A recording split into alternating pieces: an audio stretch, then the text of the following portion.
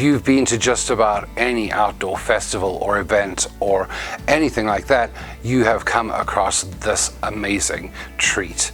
The churro. Very, very simple, a fried dough that is just coated in cinnamon sugar and absolutely delicious. Today on Jay's World Kitchen, I'm going to show you how to make this amazing treat in your own home using very, very simple ingredients that you probably have on hand. You're going to start off with a cup of water, a quarter cup of butter, 1 tablespoon of sugar, a quarter of a teaspoon of salt, 1 cup of all-purpose flour, 1 large egg, a half a teaspoon of vanilla extract, and obviously vegetable oil for deep frying. You're also going to need for coating about a half a cup of sugar and 3/4 of a teaspoon or more, if you really like cinnamon, of cinnamon. So in a decent sized saucepan, we're going to add in our water, our butter, our sugar, and our salt. And we're going to let that come to a boil.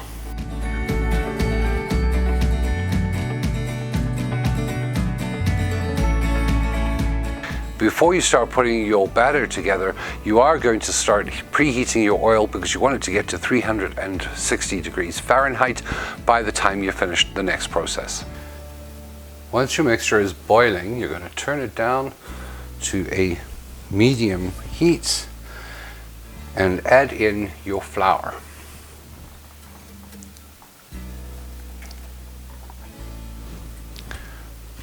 And give that a good stir.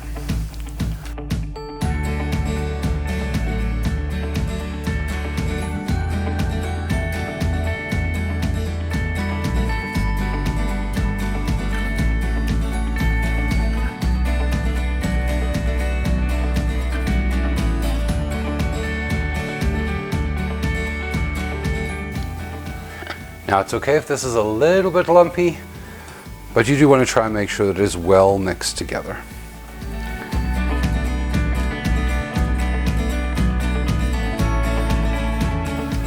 And once it's smooth, we're going to remove it from the heat and put it into a bowl and just set it aside for about 5 to 10 minutes just so that it can cool down. So now once your pastry has cooled off a little bit, I tried 2 different methods of doing this when I did 2 different batches. The first time I used my electric mixer, and the second time I simply did it by hand. And I actually found that doing it by hand was actually a little bit easier and a little bit quicker. What ends up happening with an electric mixer is it breaks it up into tiny little balls. But it's way easier if you just do it with a spoon. But you're going to add in your egg and your vanilla and just mix it until it's really, really smooth.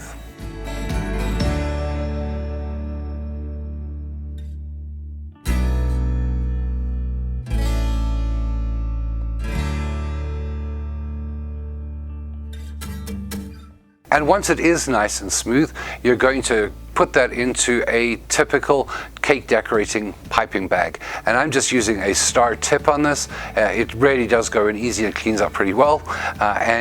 Simply make sure that you have it well compacted in there with very little air.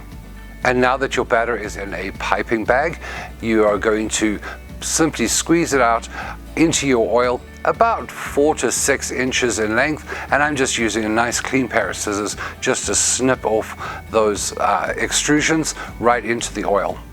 Let them fry for about 2 minutes until they're perfectly golden brown. Take them out and drain them on a paper towel lined baking sheet for just a few moments. And while they're still hot, you're then going to toss them into your cinnamon sugar and enjoy.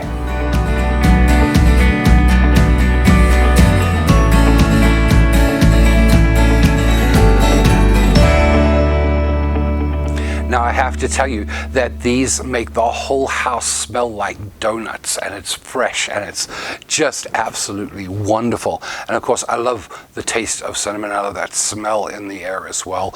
I'm going to try mine 2 ways, just plain. They are still a little bit warm, of course, and they smell amazing. They're nice and crispy on the outside. Let's give it a taste.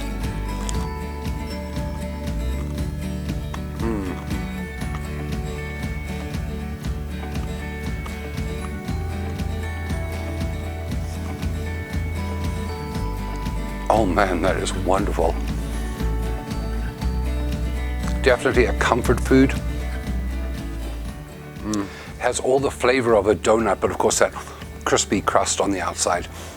I just love that flavor of cinnamon, but you can really taste that tiny little hint of vanilla in the middle there too.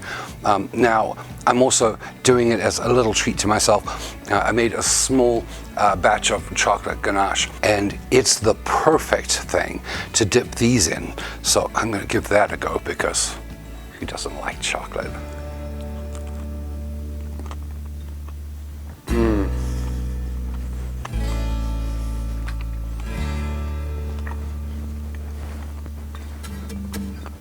Now that is amazing.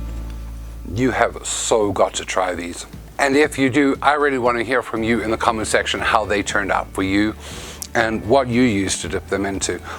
These are just amazing. They're quick, they're easy, they really don't take long, and they're absolutely delicious. And out of this world, everyone's going to love them. If you enjoyed this video, please remember to hit that like button, hit that subscribe button if you haven't already, and remember to turn on notifications so that you know when my next video drops. Remember too that you can follow me on all my social media, and those links are below in the comments section below. You can also support this channel financially through Patreon, and that link is also in the comments section. Now, remember, if you'd like to try this treat or any others, you can follow this playlist here, where I have wonderful sides and desserts. Thank you so much for watching, and until next time, happy eating.